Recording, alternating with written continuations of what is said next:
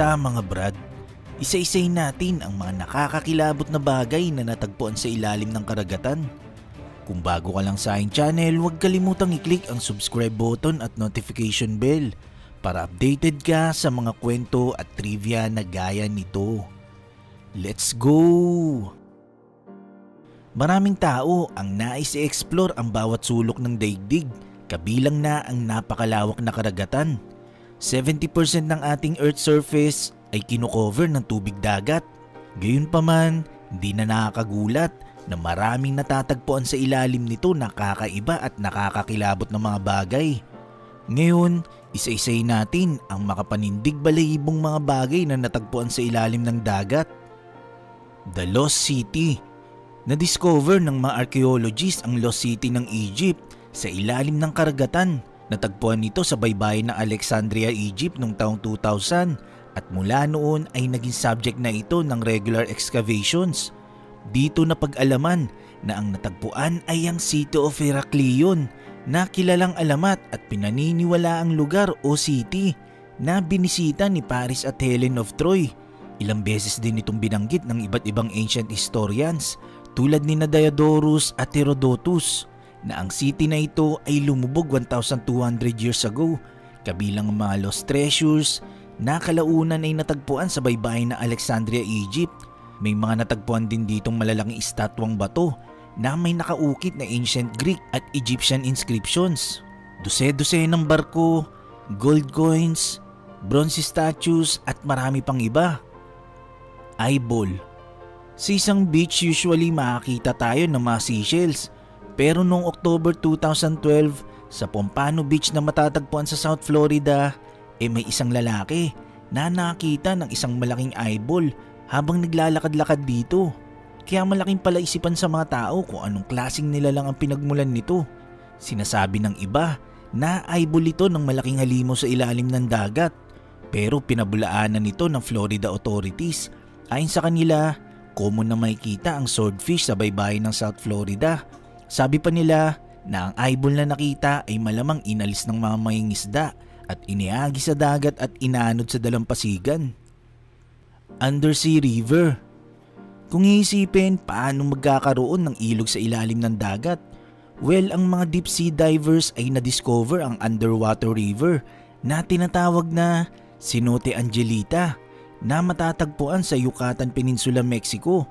Ang ilog ay actually effects lang na nag-form sa ilalim ng dagat dahil sa makapal na layer ng hydrogen sulfide sa lugar kung saan nagtatagpo ang freshwater at saltwater na natatrap sa ilalim ng sinkhole.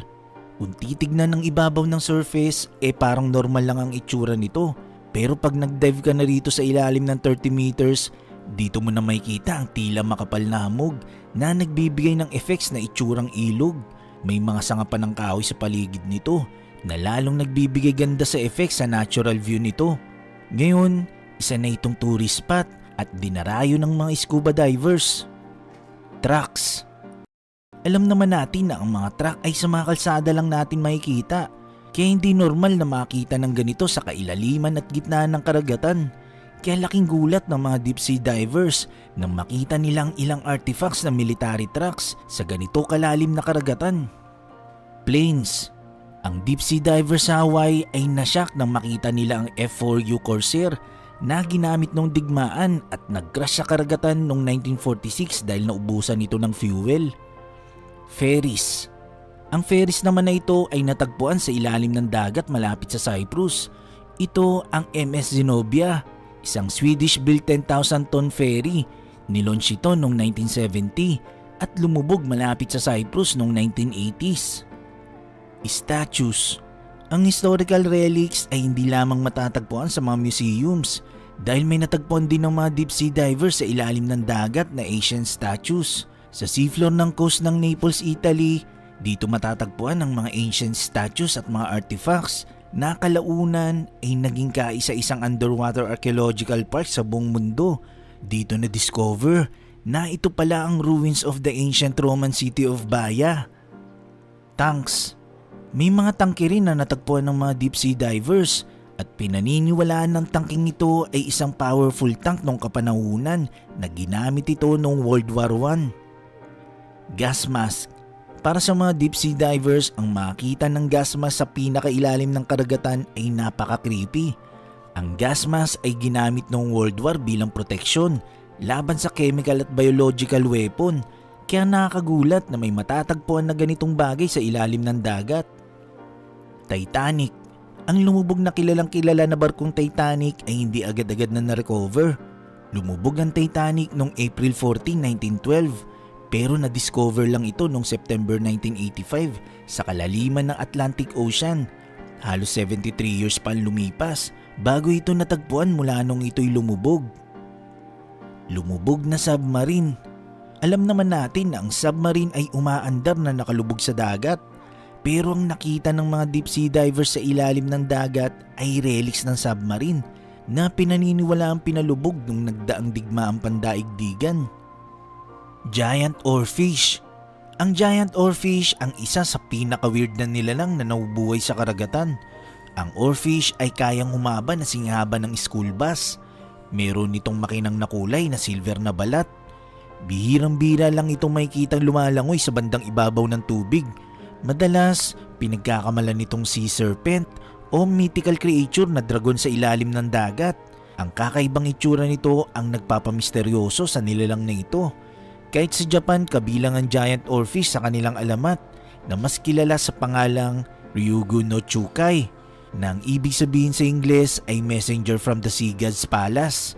Kaya pag nakakita ng oarfish ang mga Japanese, tinitignan nila ito na isang masamang senyales sa mga natural disaster na maaaring dumating sa kanilang bansa, na posibleng magkaroon ng lindol at tsunami sa kanilang lugar. Mas lalong tumibay ang paniniwala ng mga Hapon sa alamat na ito nung inanod ang ilang mga oarfish sa dalampasigan ng Japan matapos maganap ang insidente sa Fukushima Nuclear Power Plant noong 2011. Pero pinabulaanan ng mga scientists ang claim na ito ng mga Japanese.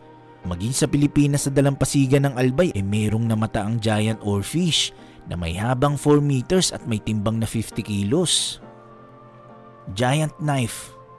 Isang napakalaking kutsilyo ang natagpuan ng grupo ng mga professional scuba divers noong 2014 na pinaniniwala ang kutsilyo ng isang higante. Ito ang claim matapos kumalat ng misteryosong larawang ito sa mga social network at sa mga scuba diving forums. Sa larawan, may kitang 3 scuba divers na may hawak ng malaking kutsilyo habang nakatayo sa ocean floor. Sinasabi na ang larawan ng napakalaking kutsilyo ay galing sa anonymous source. Gayunpaman, wala pa rin nagpapatunay kung legit nga ba ang larawang ito dahil magpahanggang ngayon wala pa rin nagkiklaim na credit na sila ang nakadiscover nito. Nagustuhan mo ba ang kwentong ito? I-click na ang like button at i-share ang video na to. Mag-iwan lang na komento para sa inyong mga saloobin. Maraming salamat. Hanggang sa muli.